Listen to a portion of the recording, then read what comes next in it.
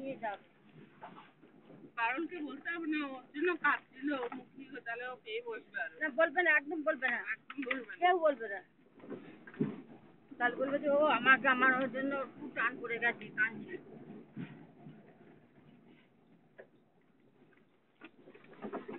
একটা বাচ্চা ছেলে যখন যাকে দেখে তারপরে তার টান পড়ে যায়।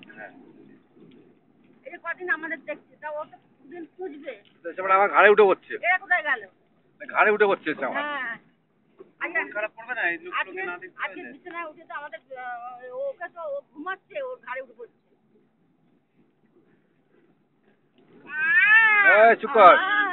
তোমার তো খুব আনন্দ হয়েছে, হ্যাঁ? ভালো হয়েছে তো? দুধ এখন দেবে, খাবে না?